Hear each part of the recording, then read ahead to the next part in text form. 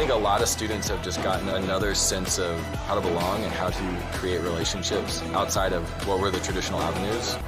And a lot of my students talk about how they feel safe in the esports program, and that's their family, that's their community.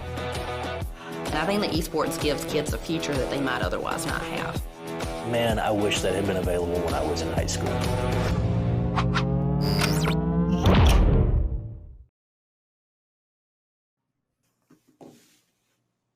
Hello everyone, and welcome to the Eastern Region League of Legends Grand Final, presented to you by PlayVS. I am Perino. I am joined on the desk once again by the Doctor. How you doing, Mike?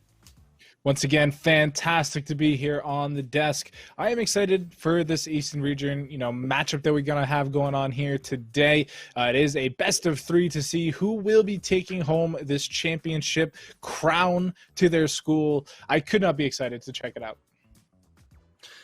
We have two great teams who have battled through this spring series here, coming all the way down to the top two. We have Everglades High School out of Miramar, Florida, taking on Wayne Valley High School from Wayne, New Jersey, and this should be an absolute clash of titans. I just cannot wait. Yeah, I mean, we do have two teams coming in, one of them fairly new when it comes to it. Wayne Valley having a couple freshmen on the squad, now that they're in the grand finals, they're still playing the same, game that they've been playing all season, but the stakes are now that much higher. It is going to be up to, these seniors on the squad to really make sure that everybody stays on the same page and make sure that they don't get overwhelmed with the potential nerves that are going to be coming in. Absolutely. You now have this audience, watching in, peering into the games. You're going to have friends and family. You're going to have your classmates, potentially, just all of your friends. And that additional set of eyes is something you have to consider, right? This is a very high pressure, high intensity situation. And, we seem to always have the best series when we're on the desk. I don't know, when it's me and you up here, we always are just witness to great finals. We take a look at the bracket here to see how these teams got to this point. And yeah, it was two exciting runs through this bracket. Yeah, I mean, we can see here the EHS Esports squad making their way through Peters Township, the Mustangs, and now find themselves here in the grand finals, whereas Wayne Valley having to go through, the Shadow Foxes and DHS Gold before they were able to show up today. But, I mean, it's all ends here. We're going to have a victor today. We're going to have a crowned champion after today. After this best of three series, somebody is going to be walking with their head held high, and somebody is going to be looking forward to next year with a bit more thirst and a bit more, hunger heading into it. Yes, it is one of those difficult parts of this game where you can put in all the work, but if you don't get it here, there's no prize for second place. But we're going to actually jump right into the draft here. We have all the players in the lobby set up, ready to go. And, this draft phase is always so intriguing to me. We talk a lot about the strategies of, banning for comfort, banning for, removing champions from the other team. And, yeah, this is just an exciting one. We'll see which teams, which direction they want to go. Yeah, I mean, so many strong picks available right now in the meta. We do see a lot of them being picked time after time after time, but that is for a reason. These are the strongest picks that you can, work with within a team. So, we're already seeing a lot of them being banned away. Yasuo pretty much permanently banned across every stage of the game until you get to like super duper high elo, just because of how strong he can be and how, fast he can end a game once he gets ahead.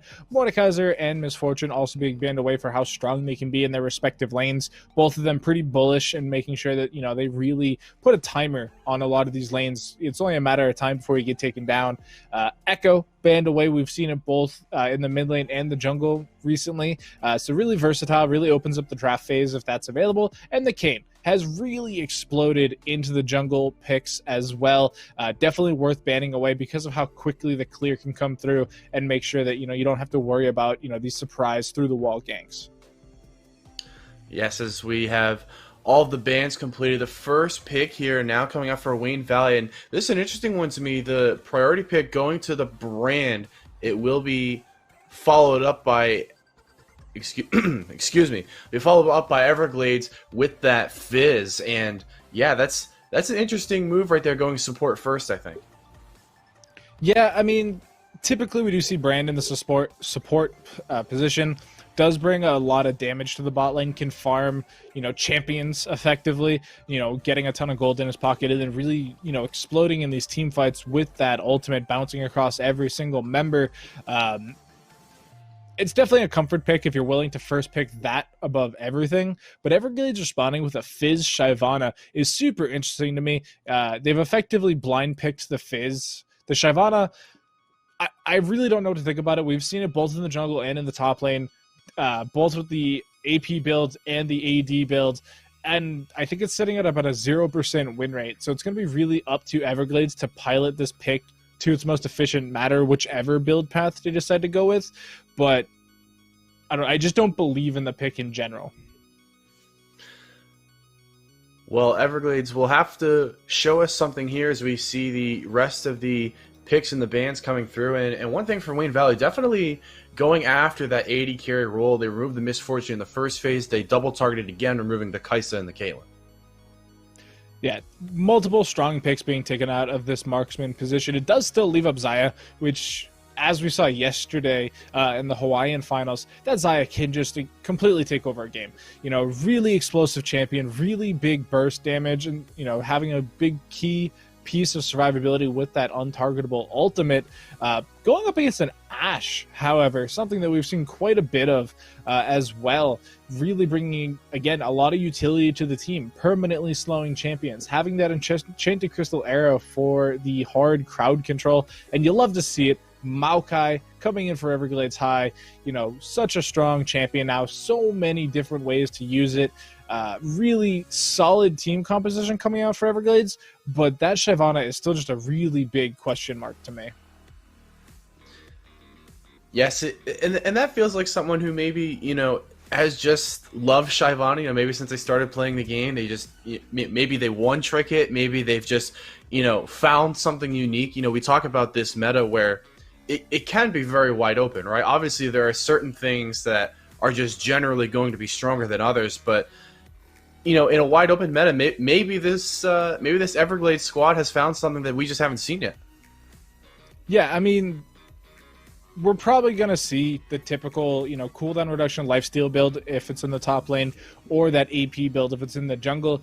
We did see one iteration of the lifesteal build in the jungle, going that Devourer enchant instead of the magic one there. But it falls into the same trap of just simply not having enough gold, which means they don't have enough impact into the game, which means that they get outclassed by the opposing jungler. Right now, Wayne Valley having that Kha'Zix, really strong single target damage, really looking to catch people out. We're going to have to see how they effectively work that around in the team fights. That can be where a lot of Assassin players struggle because, you need to pick somebody off, survive, get out, potentially do it again. Whereas if you don't do that, at best you trade 1 for 1, but you then lose your smite for objectives, so you lose that then as well. Or you just straight up don't get anything out of it and your assassin goes down, and you then can't do anything from that point forward because you've lost your objective control, you've lost your assassin. You now have to take a fight either 5v4 and hope to win that, or just give up whatever objective you're trying to pursue.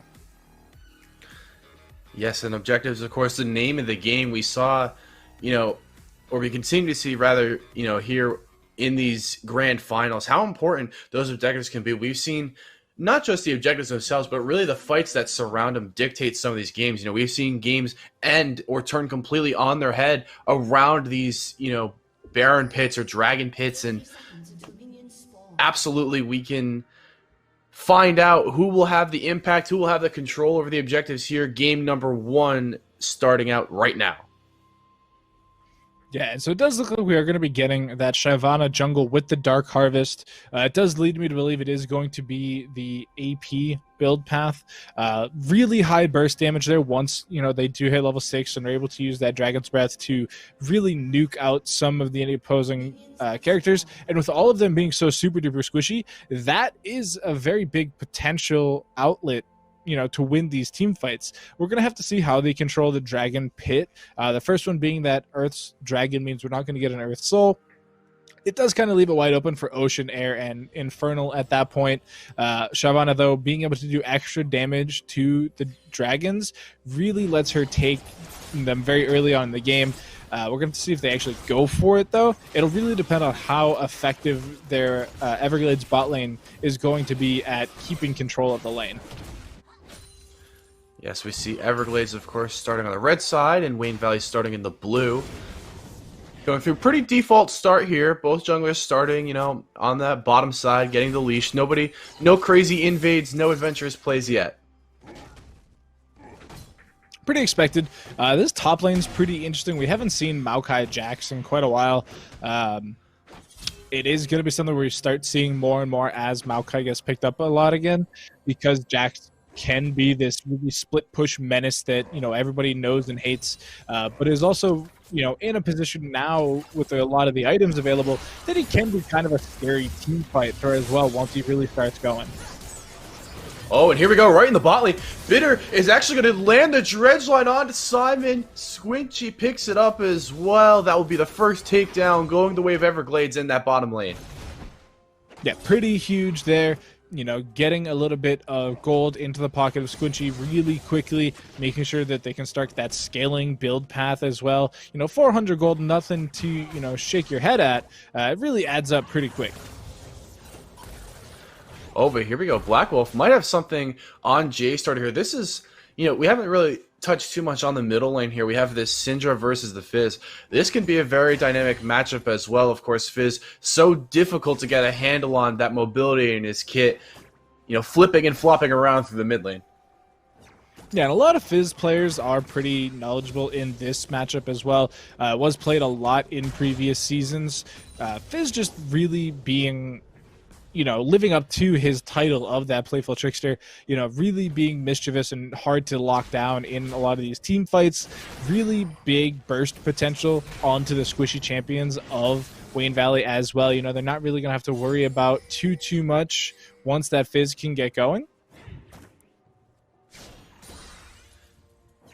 We'll see if Jay can capitalize on some of the opportunities afforded to him in the later stages of this game, but for now he has to get a handle on this Syndra. We can see the pinks coming out in the jungle there. Everglades are making a move. They're trying to perhaps zone off and get a play going against this jungler, but nothing there.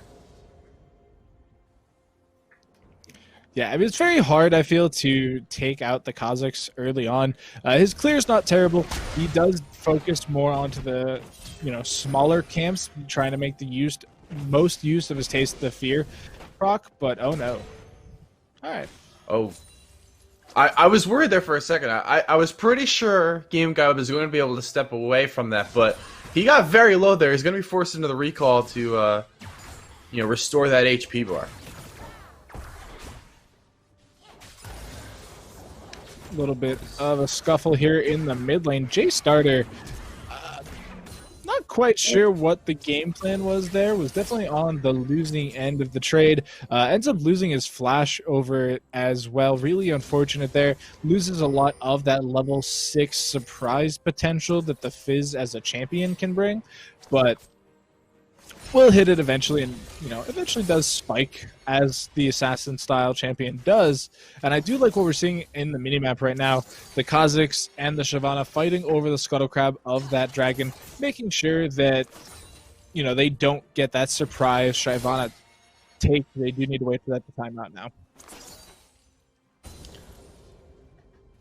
Yes, and you can see, of course, the presence there of the vision, and that's why having that priority in your bot lane actually can be so instrumental. You can allow your support player to step up. But here we go.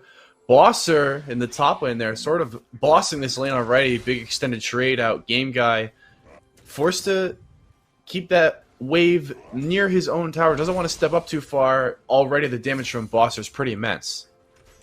Yeah, not even really picking anything up on his first back. He picked up a couple of components, looking towards... Honestly, with the dagger and a longsword, it could be any of his standard picks outside of the Tiamat. It could be the Trinity Force. It could be, the Blade of the Rune King. Oh, no. Oh, this is a problem for Bitter. Dropping that dredge line, trying to find the hook there in the bottom lane. It was so effective for the first takedown, but, well, when it doesn't land, it becomes a problem. And now Squinchy is in a heap of trouble as well, trying to get away from Simos. Oh, but Squinchy, with the feather daggers on that Xayah, goes absolutely nuts, turns that one completely on its head. Another gank in the top lane as well. Bosser just pinned under his own tower. Oh my goodness, it's so unfortunate in the bot lane. You get the pick, but then you try to follow it up on the AD carry. It just doesn't go the way of Wayne Valley. Oh, there's the dive. Never mind. Squinchy actually takes it away with the ultimate there as well. The takedown was definitely going to be secured by Jay, but share the wealth a little bit, I guess, just making the most out of the teamwork call there. 2 more takedowns going the way of Squinchy, though, is super huge. You can already see what he's being able to put that gold to use, picking up a BF sword and the Caulfield's hammer, making sure that you get a little bit of cooldown reduction and a lot of bit of damage. I mean, already really crushing the lane with that feather recall, making sure that the Ashe just exploded. Jinston, though, really trying to keep this lane afloat, reacting very quickly, playing the lane aggressively as the brand should be.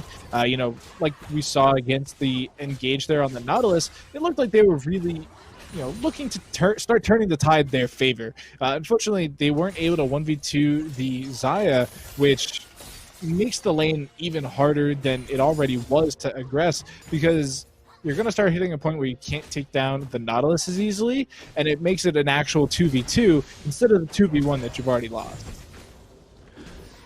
Yes, it almost felt like a bit of miscommunication there on the part of Wayne Valley. After they found the pick onto the Nautilus, there was just this hesitation whether or not they wanted to actually go after the Xayah as well. Of course, they did pick up one, and there was just this hesitation. As we see in the top lane, Ginkai nearly getting taken down. This has been an explosive top lane. But yeah, I think it was just a bit of miscommunication on the part of Wayne Valley. They didn't go in together, and then Ashe got isolated. Xayah cleaned it up for himself, and that's just unfortunate.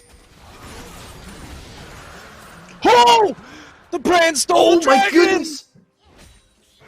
Pyroclasm. I didn't even think he was that close to getting it. Huge. I thought it went down to the Feather Recall plus Smite combo, but taking it away with the W there is Brand. Just massive steal coming in there for the Wayne Valley squad. They've removed the resistances that looked for surefire going over to the Everglades, setting up the next dragon for the ocean, which means we're either going to be getting an Infernal Soul or the Cloud Soul. And man, I honestly don't know which one would be preferred by these teams. That was absolute highway robbery. Are you kidding? The Everglades had so much presence in that and you talked about it there. We saw the smite and the recall coming out from Xayah. I honestly, I didn't even think that Brand was in the, in the even right area code to take that. But my goodness, that's a huge play for Wayne Valley. They were a little bit behind, but huge morale boost as well, right? Coming out with uber big brain plays. Yeah, Brand is the style of champion that can solo carry games. Even from the support role, does build a lot of damage, does have a lot of pieces of the kit that make it very easy to carry. Lots of damage, lots of crowd control, lots of burst on top of it, not just consistent DPS damage. So it can be very difficult once that champion gets ahead. And already at 1-0-1, we can see just tons of damage already for the champion. This could be interesting. This has been a very dynamic top lane. His game guy has to flash away from Bosser, but he's too low himself. He's too far behind the enemy minion wave. Can't push it all the way through. And, I know the stat line top lane says 0-0-0, but it has just been completely back and forth, so close to getting takedowns. Yeah, Bosser, though, starting to fall behind CS-wise, aiming more to take these fights than to, try and make sure that the secure gold is in the lane home, man. Ooh, Wraith trying to pick up the Herald and maybe getting one last touch. Will get it, but that was very dangerous. Mountain there was very much in the same area, looking to contest, just ultimately couldn't quite get it. If we had saw 2 stolen objectives back to back, I don't know what I think I might have lost my mind there. Yeah, I mean, we're already starting to see how much damage this AP Shyvana can put out with the Runic Echoes build path there. It's only going to get larger from there, especially as these Dark Harvest stacks continue to, accumulate.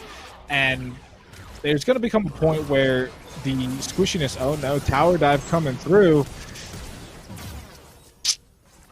Ooh, and Bitter will just get away. He has to burn the flash to get out of the range of the tower, but that is a very successful dive in the bot lane, and they do actually get that one onto the Brand. You know, we mentioned how much damage that Brand can output. Well, finding the takedown on him will certainly slow that down, at least for a little bit.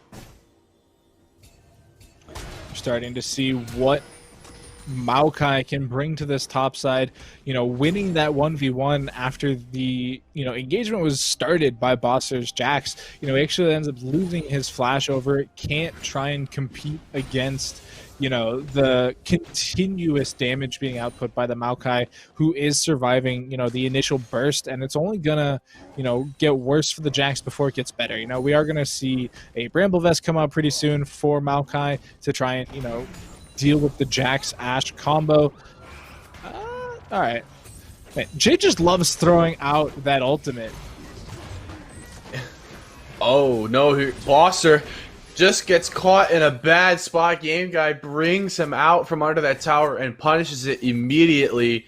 We do finally see that first takedown on the top lane. We feel like it's been coming. It's been very explosive. Yeah, I mean, Maokai he's a good champion. He's really strong. He's one of these top lane tanks that also does damage. And I feel like a lot of people aren't respecting that type of gameplay coming out from, the Maokais and the Orns. We've seen time and time again Orns be able to solo kill champions like Riven, even, one of the premier top lane bullies. But, that's just what happens in the current meta. All right. Jay finally starting to get a little bit of an advantage. Sort of, maybe, kinda. I really don't know what's going on. Oh, he just baits and pulls Black Wolf right into the waiting hands of Shyvana there, and well, you may have thought was a very successful engage there for Black Wolf, just got completely turned on its head. Once it gets to a 2v1 at that point, tough to stop. Yeah, I mean, more Dark Harvest stacks available for the Shyvana, more damage in the pocket, more money in the bank. Really just going to start, exploding from here on out. I do like this play here, using the Herald on the top side. You can no longer interrupt it, but now you kind of have to fight. He's doing a really good job preventing the Herald from going through. Does get the charge after the plates drop, though, so not, the best case scenario for Jax. He does come out with a little bit more tower damage, though, which means he is that much closer to getting the first brick. And we also saw as well there on the bottom side of the screen that Everglades squad, they took no time picking up the second Dragon in the game, making sure that nobody around from Wayne Valley was able to step in and take it from him. As Jay, he loves using that Fizz ultimate, and he'll get the pick there on Black Wolf once again. Tough one for the Syndra to handle. And it's not over yet. Oh, here we go. Top side, Game Guy. Oh, look at that, the turnaround. He just picks up one. It is an even trade. But here comes Shyvana now looking to get the jump on Wraith, and she steps right in. So much damage. Wraith has to burn the flash. The fallout from Mountain is there. And that is a 2-for-1 in the bot lane going the way of Everglades. This has to be the most successful Shyvana jungle we've seen in the past weeks. Being right place, right time for her team, being able to play cleanup a little bit. But, with this style of Shyvana build, you really don't mind that it's all cleanup. Oh, and look at this. Bitter landed a huge drill on a Samoz there who had to flash away. And now another flash comes out from Jinston on that Brand, and that's the power of Nautilus right there. Once he steps into that front line, the tower gets dropped. Using that massive dredge line ability, just step right in. creates all sorts of problems. That's 2 summoners down. Yeah, already getting the stopwatch out of Brand as well, which means that he can no longer use that invulnerability unless he decides to fully upgrade it into his Zonia's right now. But that is not looking like the build path he wanted to go this early on. He wanted to get a little bit more damage first, and man, this mid lane is just over. Yeah, that's Jay, who got a little help from his jungler the first time, but has been able to do it very much on his own since then. We'll find another pick of the mid lane as we look topside now. Boss trying to turn this around on Game Guy. Oh, but there's massive amount of damage too, and Squatsy is rotated up on that Xayah. Right place, right time, comes in to step in and save Game Guy, who might not have needed the help, but, you know, another pick going the way of your 80 carry is not the worst thing ever. Yeah, I mean, more gold, more experience, and now getting some free time on the top lane tower as well. Still 2 minutes before the Drake, which means they can take this, then rotate the bottom lane to the middle lane, and really start pushing on that mid lane tier 1 as well. And then they're still in a position for the Draken. You know, they can start working towards this Infernal Soul already. Yes, they've lost the first Dragon, so they need 3 Infernals first. But, I mean, that'll come eventually with time. As long as you have this Fizz Nautilus Danger duo that can provide all the damage and all the CC in the world that you need to come through, you can control almost any objective for the foreseeable future. Until the Jax really starts becoming an issue in these side lanes, they don't have to worry about him. He can farm up, they can let him farm. If he tries to join the team fights to help out his team, he's not far enough ahead that he can really do much of anything to survive, you know, the potential onslaught. So, I mean, for now, they just need to focus on objectives. Oh no, and Samoa is just getting a bit caught out by the Shavada as well. And this will be 2 engagements now, 1 in the mid lane, 1 in the bot. J-Starter is on an absolute rampage. Bosser, though, gets the trade onto some mountain. A turret falls in the mid lane, and we transition back there. Wraith goes down as well. Oh, and look at Game Guy still surviving. It's a double for him. Can he go for more? Oh, just about become a bit of a slapfest there against Jinsen on that Brand, who tries to stay alive with the plants, but it's no good. Oh, it's Everglades with an ace. Yeah, and that is just disaster striking for Wayne Valley. They went for the 2v2 in the bottom lane, the top laner and the support versus the jungler and the top laner of Everglades. They just cannot compete with the survivability of the Maokai or the damage from that Shyvana just yet. You know, the Brand is outputting some damage, but it just simply isn't enough. And then Neo on that mid lane, once that Shyvana goes down, it is free reign onto the Ashe. You know, we saw the Fizz get the engagement there, being able to make sure that the Syndra was slowed up. Then the Nautilus comes in and is just everything you don't want to see standing on top of your mid laner. Cannot move, never move. You're just gonna go down. And the damage from the Xayah is already so high with this Essence Reaver BF sword completed. Is gonna be picking up the Infinity Edge now, along with another crit cloak, as so much potential damage output from this Xayah, who is just going to be running away with the game from now on. You've now got your Xayah into the position to carry. Your early game champions have done their job. Now it's time for the late game to come through. Yes, and you can see, you know, the bottom of the scoreboard there. Xayah nearly doubled up on CS over her counterpart Wayne Valley on the Ashe, and it just speaks to the level of success that, you know, Squinchy has had in this game so far. And I say so far because as the game goes further and further on, we're only going to see more and more damage outputted. Yeah, I mean, we're seeing what crowd control can do to a game. You know, when you have multiple members that have a hard or a soft crowd control available to them, you know, it catches a lot of people off guard sometimes because, you know, you're minding your own business, you're just trying to clear the wave mid, and all of a sudden you get Fizz Sharked, you get Chum the Watered, and you can't move, then you get knocked up, and then all of a sudden you find a depth charge on you as well, and you're just like, I can't play the game. I'm not being allowed to play League of Legends right now. And when you have those things backed up by even a little bit of damage, like we see in the Xayah, it becomes an issue. Oh, but here we go. We're going to get a fight after this take here on the Baron, but Squeezy's going to pick up 1. Manages to find 2 on the double, and here we go once again. Oh! Some Mountain gets Black Wolf. but Black Wolf trades out onto Bitter T. Oh my goodness, Jinston will not survive that one from J Starter. And now it's up to the Kazakhs to try and defend the base. It's a huge team fight going the way of Everglades. They'll be pushing on through here, trying to apply even more pressure now on that Nexus. We saw the Shyvana, Dragon Breath, plus the Dark Harvest there take out Syndra from half HP. When you have that coming at you, it's almost impossible to plan ahead. You know, you're just trying to win the team fight, and then Shyvana ults, and you don't expect AP Shyvana. Even though you see all the items, you're like, all right, she's an AD champion. I'm not really going to do much. And then all of a sudden, he bursts you for like half your HP bar, and you're like, oh no, oh no, oh no. And now we're just seeing the culmination of everything coming together for the Everglades team. They have all their items. They have, you know, all this damage that they need. Blackwater, it's going to survive for a little bit longer, but the dot there from Fizz coming in pretty clutch. You know, and the other part about that skirmish we saw in the base there as this was going on, the one takedown that Wayne Valley managed to find was on that Xayah, and you notice that everyone on that Everglades squad said, if Zaya's not here anymore, I'm not going to stick around. They do end up going for the recall, reset a little. They still have, you know, plenty of time to figure out, you know, the next best push.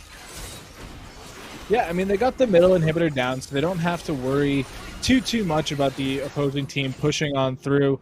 You know, they do still have the tier 2 in the bottom lane, and with Dragon up in a minute and a half, they'll probably try to apply some pressure down onto that tier 2. It's the only one left on the map for them to take, so they don't have to push too hard because of the flanking opportunities available to the Fizz and Maokai. Anybody trying to defend this tower, you can see right on the map here, Maokai's just going to walk at them.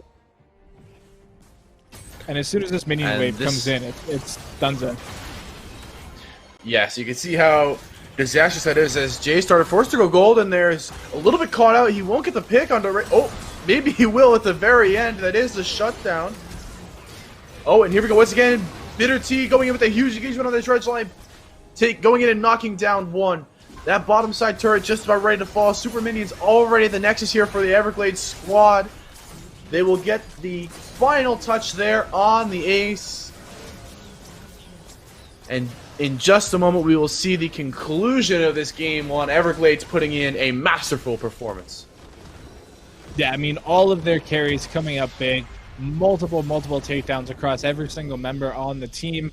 And once you start getting ahead with a composition like that, it's really difficult to come back because you're trying to avoid the damage that the Fizz and the Xayah can do, but it's hard to avoid damage when you can't move. And that's where the Maokai and the Nautilus come in. You know, they have so much crowd control that they just kind of really lock you down. We saw so many times the Twisted advance in to start the fight from the Maokai, and everybody else just dogpiling onto that champion and really, you know, making them disappear. And when you have the two teams split into half, we saw the Maokai and the Fizz roaming together, you know, really looking to catch people out with that Twisted Advance, Chum the Waters combo, and just letting the rest of the team do whatever they wanted. Surmountain on that Shyvana, like I said, definitely the most successful showing for that champion we've seen so far.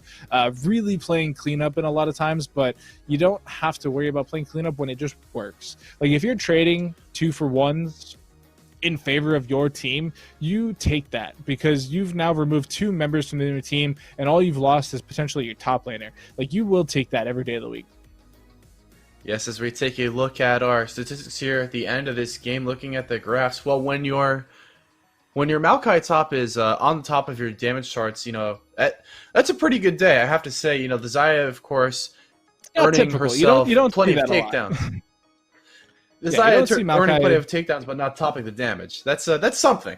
It's a good day. Yeah, it's very interesting. It's not standard. I have to check up to just how much trading went on in that top side. You know, constant repeat ganks from the Kazakhs, really being able to output a lot of AoE damage with the ground pound and the ultimate there.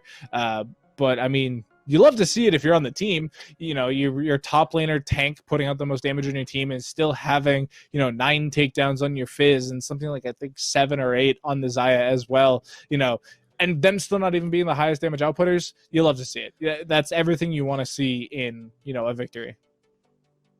Yes, that was a very complete all-around team performance there from that Everglades high school squad. They have taken down game number 1, but will they be able to take down game number 2? We'll be taking a break here for just a moment, guys. Don't go anywhere. We'll be back in just a moment with game 2.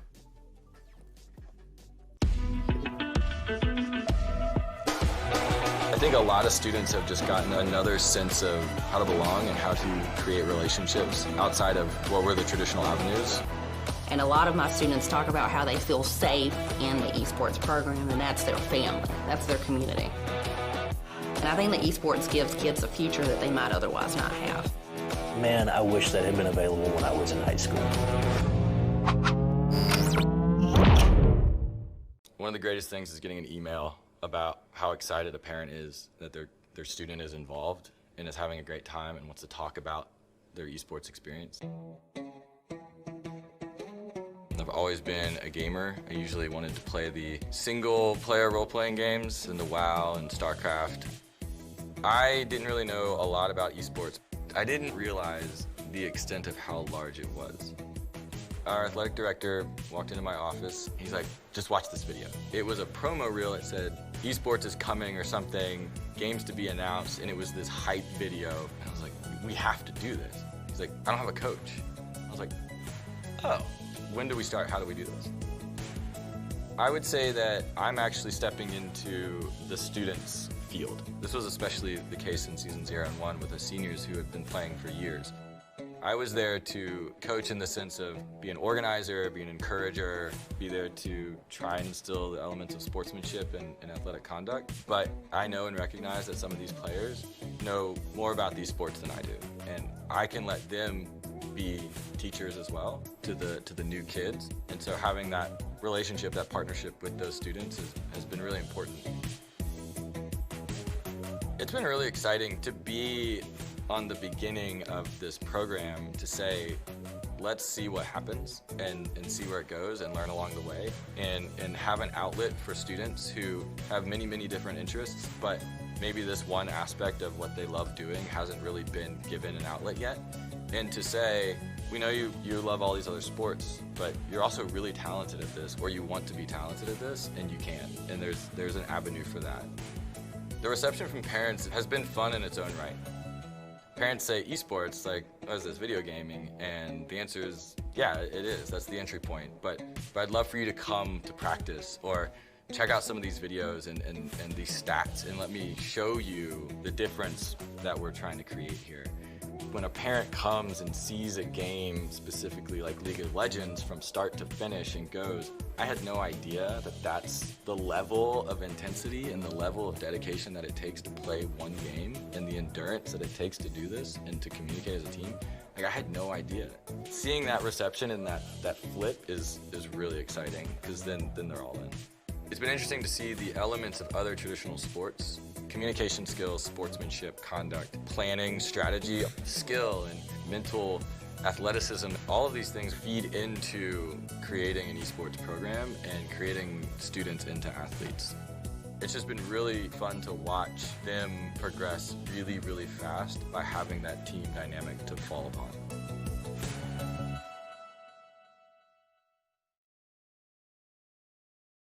I was always told growing up, it's gonna rot your brains, it's a waste of time, and then like now I see where esports is at, and my family and I at home, we watch the League of Legends Championship. One of the students here at BC, he came to me and said, hey, we're really interested in starting an esports team. Like, BC needs an esports team, and can you help us? I was a little bit apprehensive because I did not play video games and I wasn't sure what it would all entail. But then that same student came to my door almost every day the first week of school and said, have you talked to the principal? What's going on with the esports team? It's really because of the students. They were the ones that I felt like, because they're so interested, I think I can do this. My team, they never played League of Legends before, and them going from starting out just at the basic beginnings to now they're in the 30s and seeing how their team work, they're strategizing, and they've basically taken ownership of our team and run with it. It's been fantastic. At our school, leadership is really encouraged and admired among the students.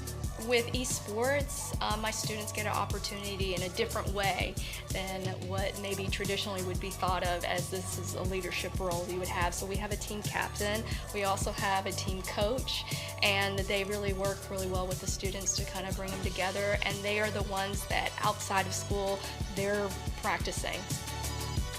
We get 3 hours of practice a day. They come in at 7 a.m. in the morning, and they're waiting for me. They're like, hey, we're ready to go. Can we come in? Can we practice? Originally, we were practicing 3 days a week, and they were like concerned they weren't getting enough practice. They were like, can we do more? Can we squeeze in another day? So they wanted to do 5 days a week, but I was like, let's start with 3, let's build up to 4, and if we make it to playoffs, then we'll go to 5. They are just so motivated to kind of like take ownership of it. They basically decide beforehand what their bands are, who's doing what position, because I really would not have that kind of knowledge. And even though I don't play as much as they do, you know, you have to admire somebody who's built up their skill set. They've had to put in a lot of time and energy in order to be so good. And then when I play, I go like, wow, this is a lot harder than it looks. It has been wonderful watching how good my students have gotten in such a short amount of time.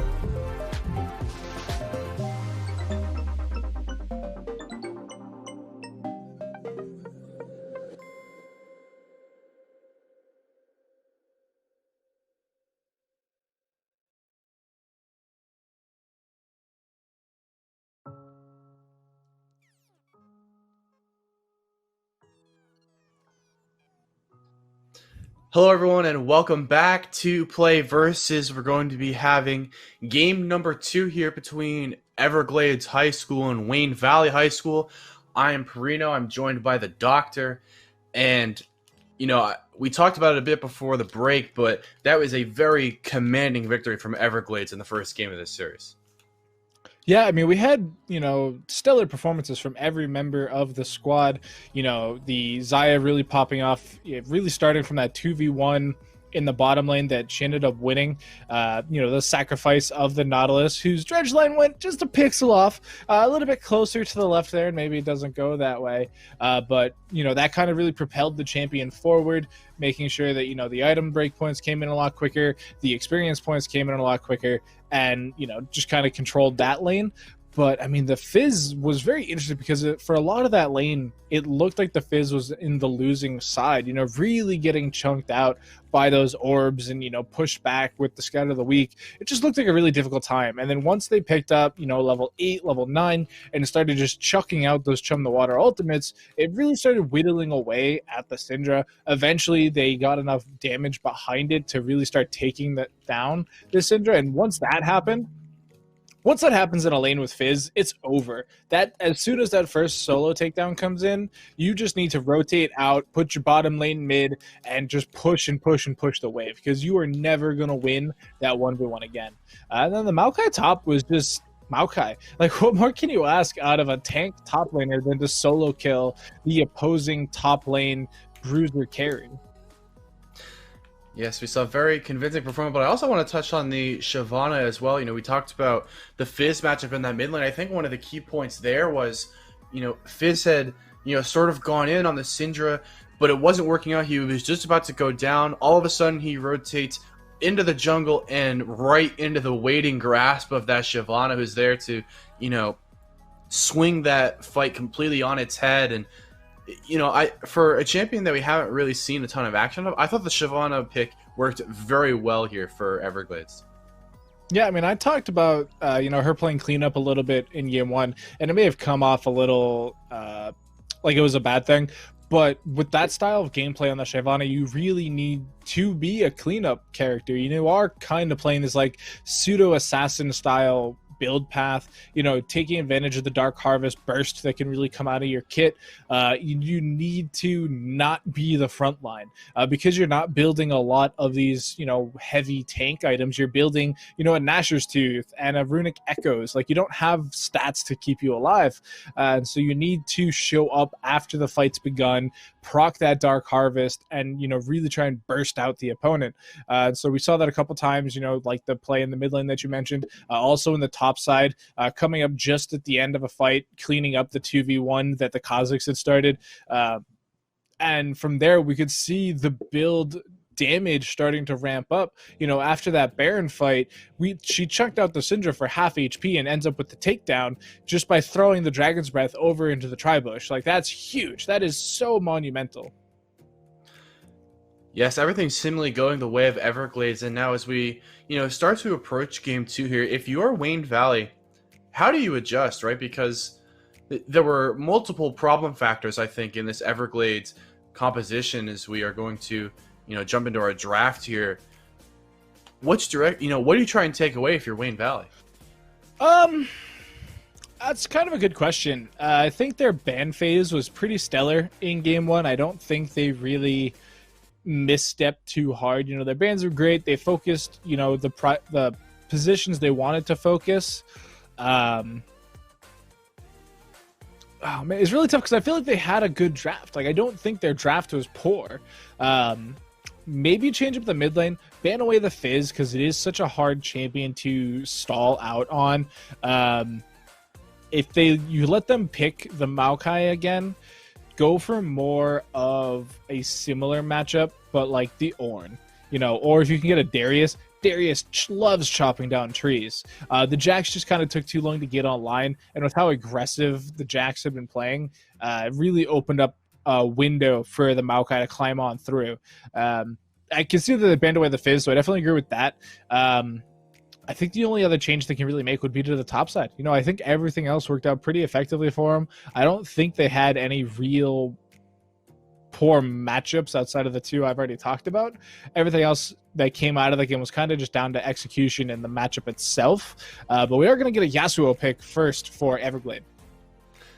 Yes, and every time we have seen a Yasuo here on PlayVS, it just seems to pop off every single time. You know, such a strong individual champion that can go across multiple different spots here. We're going to see the sponsor in Wayne Valley going with the Jax again, and an Echo as well. That could be an Echo mid or an Echo jungle. We'll have to see, but very nice pick there with the Echo, I think. Yeah, I think it's a strong pick currently. It is very curious to see, like you said, if we're going to have it in the mid lane or in the jungle. In the jungle, it has to face off against the Shyvana. With the Lissandra pick, that is going to be a jungle Echo. So, I mean, it has to fight against the Shyvana. I think that early on pressure can go the way of the Echo if they can get into the lanes quickly and, you know, land that parallel convergence, land the hard crowd control, and, you know, try and pop off that way, because the Shyvana is a scaling pick. You know, they do need time to get to those items. You know, we saw some Dragon Breaths early on not getting the most bang for their buck, you know, not having any Dark Harvest stacks or any, you know, ability power behind it. It kind of didn't do much. The Echo can kind of excel there, has a lot of damage in his base stats along with his passive. Really stellar jungler if you can get him going. And looking at these second round bans, banning supports away from Jinston the Cat, the Zaya banned away from Squinchy, and the Nautilus banned away. They just don't want to deal with that bottom lane again. I guess that works. We'll have to see what they do. Bitter Tea can definitely go with like a Pike or a Thresh or a Blitzcrank. All of them serve similar purposes to the Nautilus. So we're just going to see what they lock in here. Yes, we see Wayne Valley, of course, going with the Kaisa in the bottom lane. So that's another strong pick. Of course, now the response from Everglades is the Morgana Caitlyn, and that could be a rough time. Yeah, I mean, it's a very strong composition. If you land a Dark Blinding, then you get Caitlyn trapped, and then you get Headshot, and then, you know, everything else comes through on top of that. I do love the Braum pick, actually. That is a huge pick into, you know, potentially blocking a lot of the Caitlyn damage. You do still need to contend with the Morgana. You know, Braum, even with the Unbreakable, is not the tankiest champion, and especially once that wall goes down, super duper squishy. So there is a very strong bottom lane coming out from Wayne Valley High, I feel. Kaisa Braum, they love that composition. They're really good at making the Braum pick work. You know, the increased attack speed boost coming out from the Kaisa really lets you proc it a little bit quicker, and it kind of carries the Kaisa into the more mid-game, late-game spike that she loves to have, especially going that Muramana style build. And so as we're hitting the Rift, we're going to have to see what the two teams decide to do. And like you said, this is a Yasuo pick, something we've seen quite a lot of in the recent weeks here at PlayVS, and it always seems to pop off. It certainly does, as we can see this Everglades team poking around the enemy jungle, but being, you know, caught out in both spots. They're going to get spotted out by the vision there, so no early steps into the enemy jungle yet. Yeah, you can see that Wayne Valley really concerned about a possible engage or invade with the Morgana Maokai combo. Just tons of crowd control at level 1 available to them. So they put wards in both pixel bushes to try and prevent that. And, you know, obviously Everglades knew that, so they decided not to force it. They're just going to go for that typical, you know, bot side jungle start. And I'm curious how this, you know, mid lane matchup is going to stack up. Yasuo, Lissandra, I don't know, it's tough because I feel like Lissandra can win that if they play it correctly, but it's going to be tough. Yasuo is perhaps one of the most difficult champions to deal with because there's so much built into his kit, right? Where you have, you know, the wind wall that can go up, that can, you know, deflect many abilities, and then you have, you know, the follow-up as well, you know, getting those knockups, and just so difficult in so many aspects. It's why you see it banned so often. It's not just because he's good, but also it's very frustrating and annoying to deal with. Yeah, I mean, he is pretty loaded in his kit, you know, having the passive shield, having the dash through minions, you know, the bonus armor penetration that he gets once he procs his ultimate, the refresh of his shield that he gets once he procs his ultimate.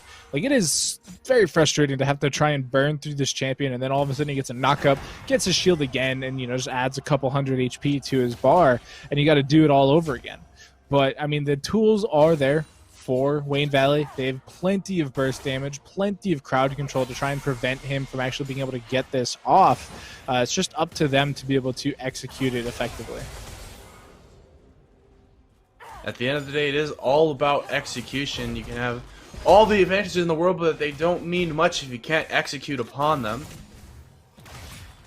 You can see already Everglades getting huge push in this bot lane. They're establishing a ton of priority here, and I think that's been a recurring theme for Everglades. They've been so dominant in this bottom lane where even when things haven't been perfect for them, they still, they have all the priority in the world there. They're already boxing in this Kaisa Braum under their own tower.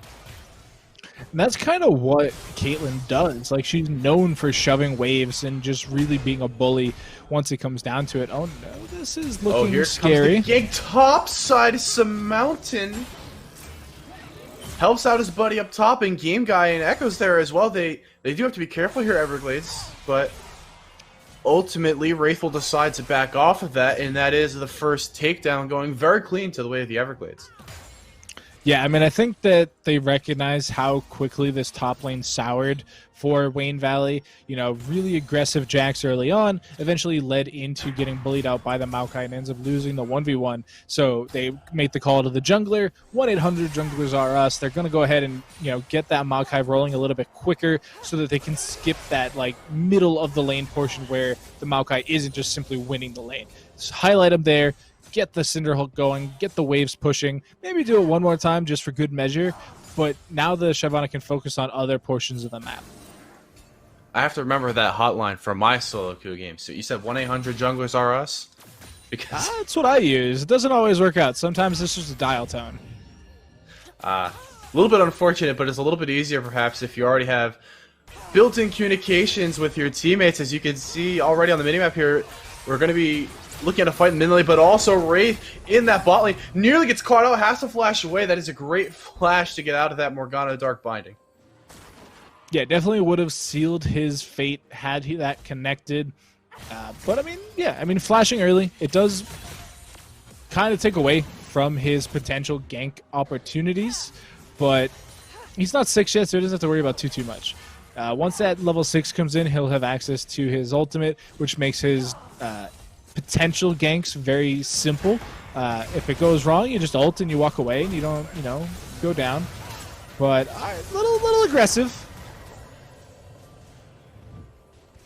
Yes, we see the play there in the bottom lane. Squinchy and Bitter trying to punish out. That was actually, didn't really touch on it there, but it was actually a really nice binding there from the Morgana again, just sort of leading that into the Braum, but difficult to capitalize upon when the other team is under the tower. Whoa! As Jay is going to try and go in on Black Wolf. It is an even trade there in the mid lane that just works out.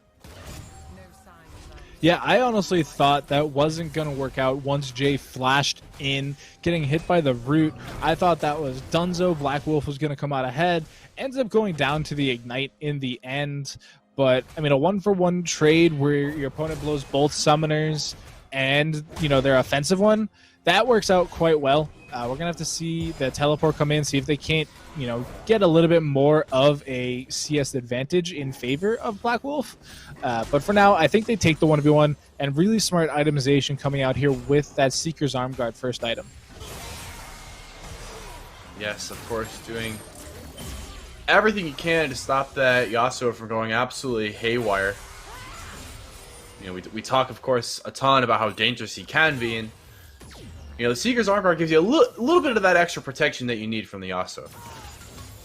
Yeah, it's one of those things that not a lot of people think of when they're building their path. They saw a guide on MOBA Fire or, pro builds or something like that, and so they think there's only one way to play the champion. When in reality, you need to adapt those builds to the game as you see fit. And, a lot of times, defensive stats are a little, oh no. Ooh, this could be problematic for some Mountain, but he will manage to get away, and here comes Jay on that Yasuo as well, trying to force the issue along with Game Guy, who's rotated in from the top side. They're going to try and push Wraith, but that Echo, a little bit too fleet-footed to get caught there, will get away. That almost was a disaster for Wayne Valley. Yeah, I mean, really aggressive play there from Mountain. Does almost get caught out, but thankfully had some friends in their back pocket. The Yasuo and the Maokai both making the rotations over so as to not, lose their jungler too early on. That was kind of cool. So the Yasuo there was actually locked up, and that's why we didn't see the ultimate come out. Potentially, I think he would have gone for the last breath had he not been binded there, but truly we'll never know. Unfortunately, we can't quite get the instant replay. Would have been interesting to see, but tough to call in real time. As we see, of course, the Yasuo just electing to get away from that lane for a moment. We'll be coming back in. Oh, and here we go. This is a bit problematic for the Braum, but already you can see the tankiness on that champion. Even if he gets caught out by that Morgana there on the Dark Binding, just dropping in that big old shield and saying, I can take all sorts of damage. Yeah, the bonus resistances coming in from Stand Behind Me also don't hurt. We'll have to see as the game continues, though. This Morgana is going to be building more and more damage. Eventually, the Braum won't be able to tank through it all. And I'm wondering if that comes, before the Kai'Sa comes online. Because if the Kai'Sa is still behind, right now currently 40 CS down, then it becomes a point of contention where the front line of Wayne Valley are going to have a tough time standing in front of the front line of Everglades. And Echo's going to get caught out in the jungle by Yasuo. Alright. Nothing too much, though. I didn't want to call it yet because I was wondering if Everglades were going to just try and collapse there on the bottom side. As you can see, Shyvana's already started on that Drake, and now here we go. Here's the rotation of the bot side that we're looking for. We're looking at the skirmish up top, but pay attention here. Everglades will pick up the dragon and they'll go back in on Jinston, who does get dropped in the top side as well. The 1v1, both players extremely low. And I thought there was going to be more there on the bottom, but it is a pick and the dragon for Everglades High School. Okay. A little bushwhack coming in, but oh, no. The healing from that Maokai passive, just too much for Bosser to handle right now. And that's also super frustrating, right? You set up a big brain play, you go in the bush, you wait for that Maokai to step up, you say, okay, I'm Jax, I'm a duelist, 1v1, I got this, low HP, and then you just don't get anything. As Jay nearly finds another pick in the mid lane there. But very frustrating in the top lane, I think, to go for that engagement and then not have it work out. As we see, again in the mid lane, this will get turned around by Black Wolf. A little bit of help from his friend and the jungler. No dial tone on that help line there. And that's the pick that you need onto that Yasuo. Yeah, I mean, really close, but like I was saying, that crowd control available to them, really coming in clutch. Pretty much everything connected there from Black Wolf, especially using the ultimate there to lock down the Yasuo, making him immobile, and then just piling in the rest of the damage. Wraith surviving just barely. I thought that, using the ultimate there was going to be, fatal, but it ends up working out. He doesn't go down quickly. I mean, even Jay thought, he was like, all right, I'm going to get the takedown here, or he's going to ultimate and I get the takedown there. But the ultimate coming through from Black Wolf, kind of messes his plans a little bit. I don't think he was expecting that. Always nice to see when you get a little bit of help from your friends in those situations. Trying to create any advantage you can. As you see Jay, he's not pleased about, falling down there previously. He's just going to try and go back in and be a nuisance on that Yasuo. But here we go, Wraith coming back in for more. Is actually going to get the flash coming out on Jay, so no takedown, but he does manage to find a summoner. I think that is the correct decision coming out from Wraith as well. You know that you can already take down this Yasuo with enough effort being put in, so you might as well keep trying. Eventually, he's either going to hit a point where he can 2v1 Blackwater and Wraith, at which point the game's kind of, a done deal, or you put him so far behind that it gives your Jax time to scale, your Kai'Sa time to scale, and then, the Black Wolf Wraith combo doesn't need to put in all the work anymore. You can sit back and rely on your solo carries, a little bit more. So we can see some interesting rotations being built up here. Take a look at the minimap here. This Shyvana dancing around the Kai'Sa and the Braum will not quite go for it. It's just, a battle of vision and presence in the bottom river here. Still a little bit of time before this next Drake, but, each team trying to establish some priority, making sure those rotations are coming through clean. Not really sure why they didn't clear the ward there, but okay. They do get the Scuttle Crab, though. 3-minute timer there will still be just barely available during the Dragon take, but another good binding coming out from Bitter Tea. Oh, look at that one as well. That one nearly catches up the Kai'Sa, but here comes Wraith rotating down on the Echo through that river. We'll see if they can get anything done here as Bitter Tea trying to fend it off, trying to stay alive. We'll have to go golden, but Squishy, can he pick up one? Yes, he can. It's now isolated to a 2v2. Supposed has to flash out and try and get away. Oh, the rotation comes through. Jinston gets Bitter Tea, and Squinchy picks up 2. That is a massive win there for the Everglades in the bottom lane. Yeah, I really thought it was going to go Wayne's Valley initially, but then they weren't able to take out the Morgana quick enough. Being able to survive once proccing the ultimate with that stopwatch and, locking everybody down, giving them enough time for Game Guy on the Maokai to come forward. You see trying to clear out the minion wave here, but the damage from Maokai, alright, things are not looking good. Oh, that could be a problem as J-Starter just goes right under the tower and will take down Black Wolf. Black Wolf does pick up the trade onto the Maokai though, and Jay's trying to get away, but he's run straight into the path of Jinston. He's going to try and slow him down and come through the jungle. The chase is on now for Wayne Valley, trying to get to Jay. Oh, that's a great Morgana Dark Binding. That pursuit will end right there. Overall, 1 for 1, excuse me. It's tough because you want to call Worth as the mid laner because you're like, I was in a 2v1 situation. It's not really expected of me to win that fight totally, especially against Maokai Yasuo. But the takedown went over to Yasuo. So, it kind of is tough to equalize that when you compare Lissandra versus Yasuo's as they progress later on into the game.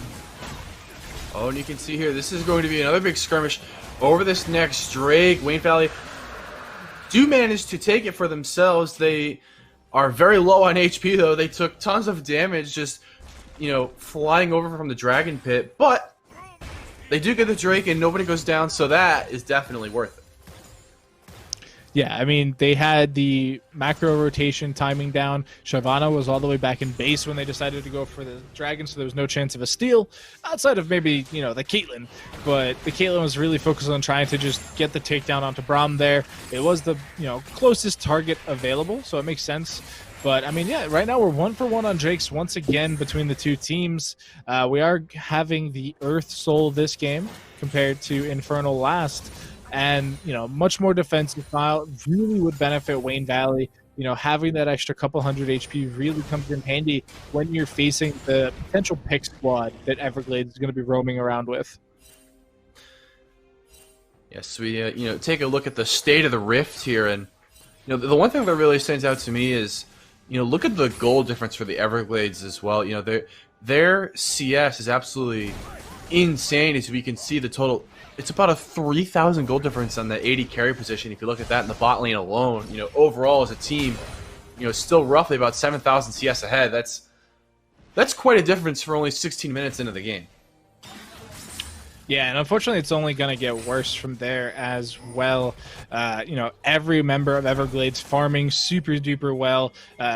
We do see the Yasuo falling behind his jungler a little bit, but Shyvana Clear is extremely fast, and this Yasuo has been spending a lot of time dueling, a lot of time roaming around the map looking for duels, so it makes sense that he's lost out on 1 or 2 CS here or there.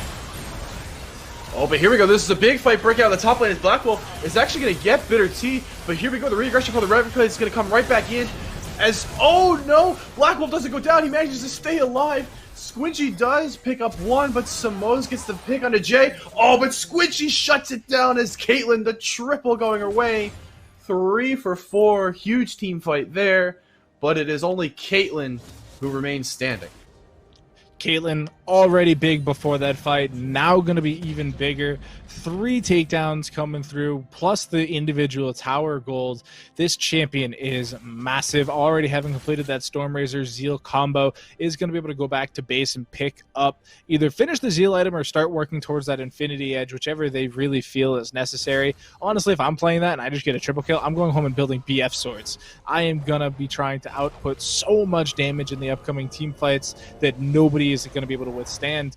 And again, another team fight seemingly to go the way of Wayne Valley, only to, get buttered up in the end by this Caitlyn, who stayed alive the entire time, was never really in any danger from anybody, because we saw Wraith diving into, Bitter T, the takedown coming through from Black Wolf, really focusing on the support, which makes sense, Morgana's playing very forward, playing very aggressively, trying to land these Dark Bindings to set up the rest of the team, so they're a little bit further ahead and able to catch out.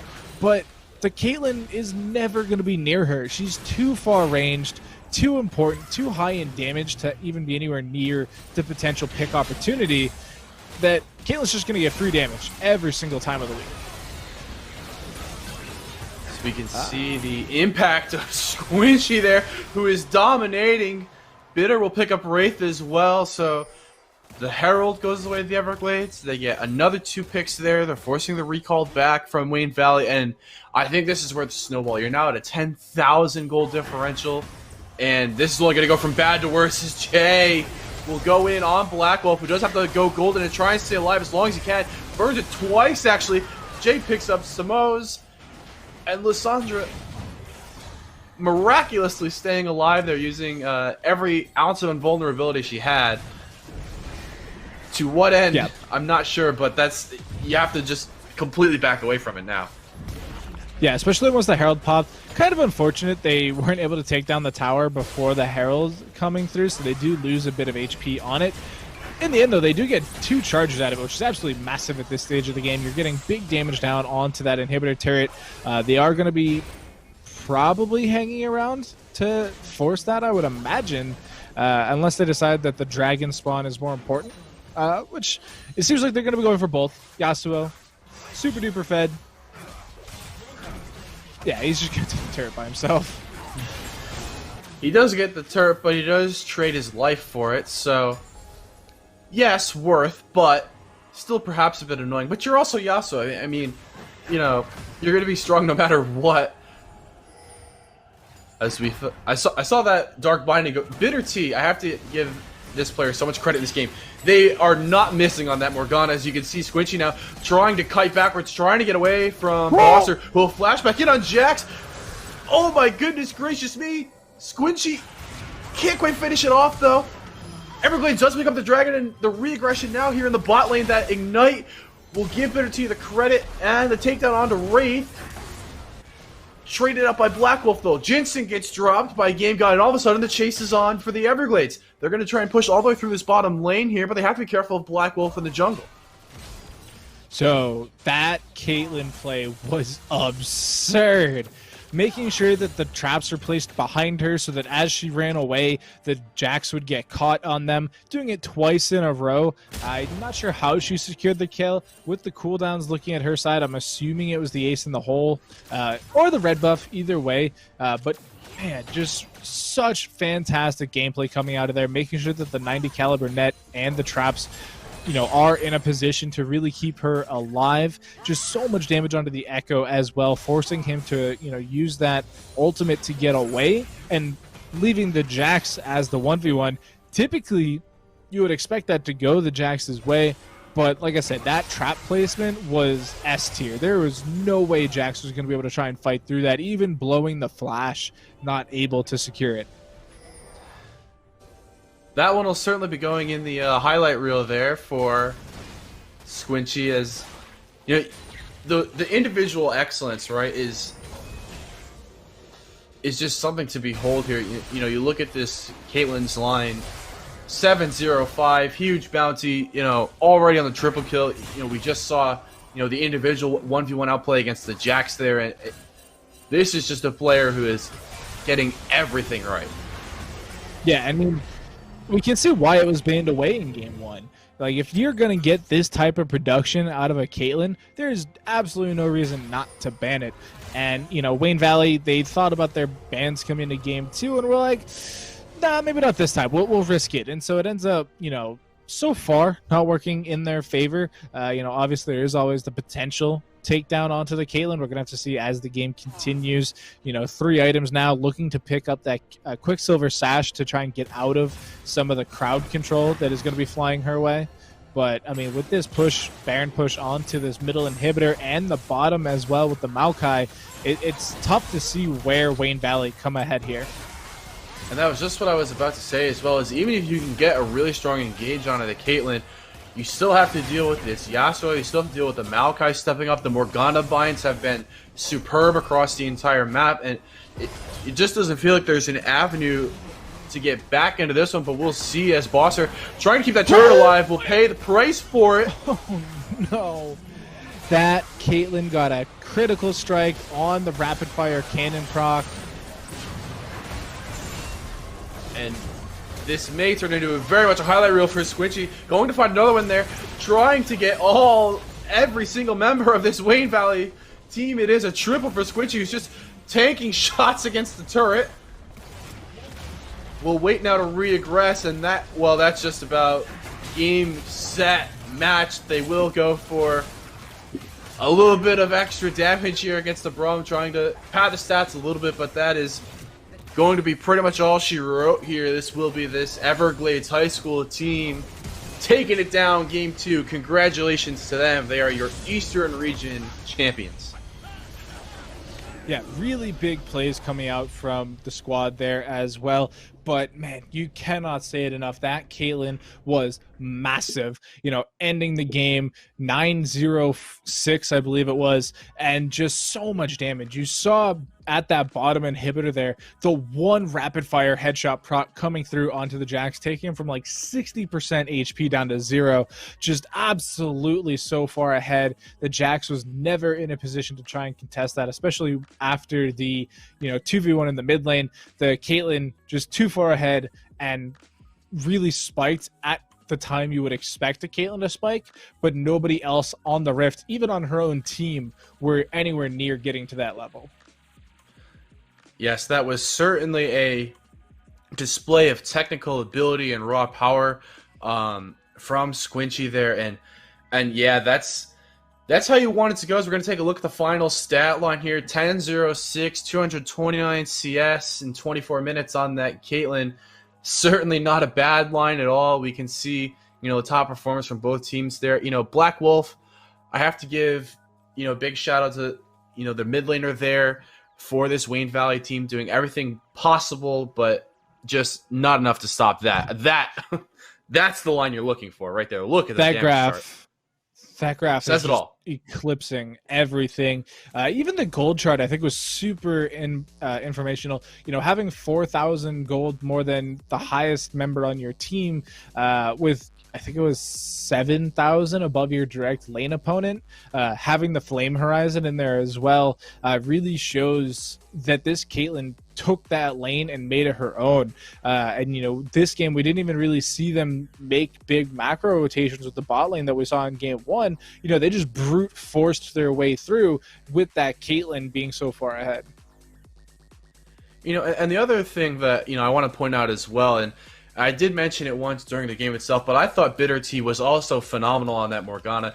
It felt like every single Q just, you know, getting that massive CC, allowing, you know, the damage carries to really step in and make plays for this Everglades team.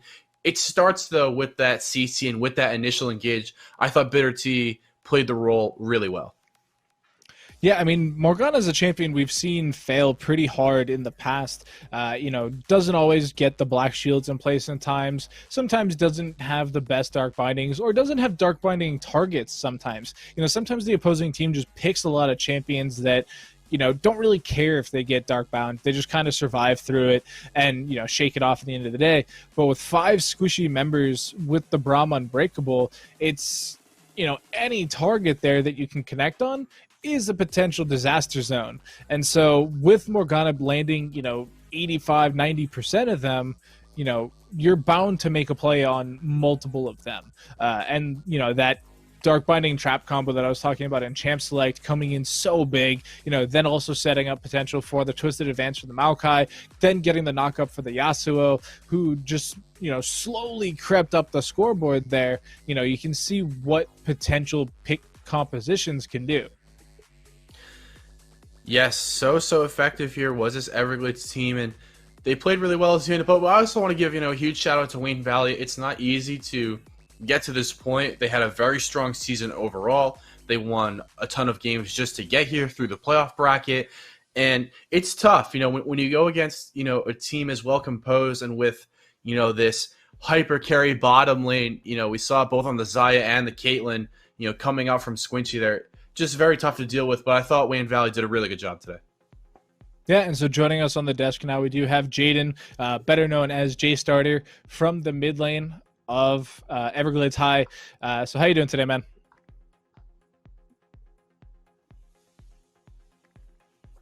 There he is. How you doing, man? Hello. I'm doing good. Jaden, again, first of all, congratulations on the victory there. Obviously you guys played, super well today. How did you feel coming into this matchup? Were you guys nervous? Were you excited? Tell me how you're feeling before it started. Well, personally, I was very nervous because I don't know, it was like very different. Everything was like very high production, and I was nervous I'd mess up. So first game I was playing a lot safer than I normally would have, but after the first game I kind of loosened up a bit. I made some mistakes, but it was fun. Yeah, I mean, you still picked some pretty flashy champions, first with the Fizz and then the Yasuo. Were you trying to just push through the nerves, or were you just like, these are my comfort champions, I can't mess up on these ones? Those are my comfort champions, because I mainly play 3 champions, so they ban my cat every game, and my Fizz is my second best and Yasuo is my third best, so I just played those because I could rely. I knew what I could do on the champs. Nice. And talking about those individual matchups there, we saw in both games really. Tell me about the help that you get from your team as well. You guys have obviously worked together to get to this point. How are the comms like in the team? We saw the one play in game 1. On that Fizz, you got that help from that AP Shyvana just rolling through the jungle. How are the comms looking with you guys on the Rift? Our comms are pretty good. Me and the jungler in particular, we played a lot of games together, so we have really good synergy. So we knew we could set up that play, and everyone overall helps contribute to the calls. We say who's missing and stuff like that, and we overall coordinate very well. Our ADC was very good at making objective calls and stuff like that, so we just kind of listen. It was good. Nice. Now, how does the school interact with you guys, coming in as PlayVS? Do you have a lot of support from, some of the other kids at school, or, potential coaches and teachers and things like that? We have some support from our sponsor that we decided to register the program with. Our school didn't really know much about it, so we just started this year, so we had to get our tech specialist to set up all the stuff on the computers, and at first they didn't understand, but they were willing to try it out, and now we're here, so it's good. Yeah, I mean, you love to see the support there. Mm-hmm. And I want to talk about your season overall as well. Coming into this, I think you guys maybe started out a little bit rough. I'm just looking at your match record here. What was the turning point for your guys this season? What changes were you able to make that really brought you guys together as a team? Well, I think individually we've just improved overall. Like at the beginning of the season, we've played a lot. Because we play in Clash regularly, so then like the players there are really good, so we get regular practice through that. And also once because the computers we have at school also aren't the best, and once we started playing like at home, we kind of like were more comfortable playing, so that also helped. All right. Well, once again, congratulations, man. We want to thank you for joining us here on the desk. We do wish you well in all future endeavors. And, have fun taking the championship home. Thank you. And that was our friend Jaden, the mid laner, of course, for the victorious Everglades team. And yeah, just, have to say really, really strong performance from them. They got production out of every position. I thought Jay was excellent on both the Fizz and the Yasuo there. And yeah, you can tell they grinded it out. They really, made the effort and the commitment to improve, and it got them all the way to the state title.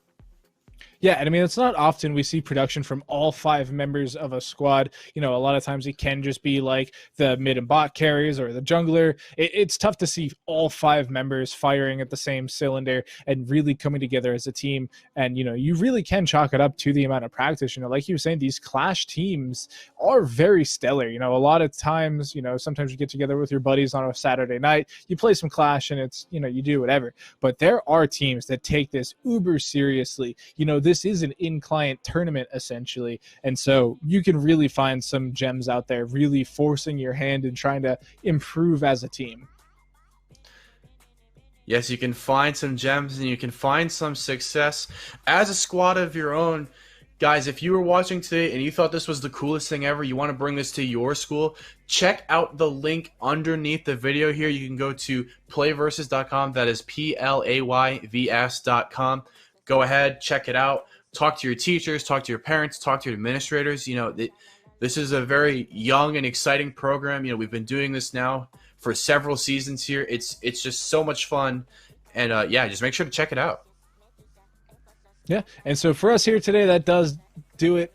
We are all set. We did have our one best of 3 today. Once again, congratulations to the Everglades High School being champions there, and we will catch you guys next time here on the desk.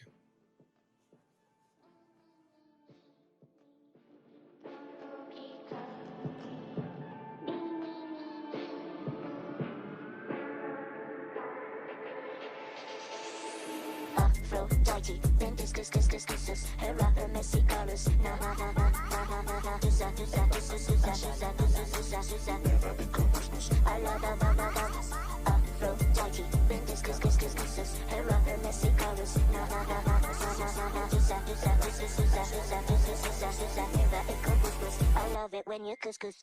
Love it when you couscous. Love it when you couscous. Couscous. Couscous. Couscous. Couscous. Couscous. Love it. Love it. Love it. Love it. Love it. Love it. Love it. Love it.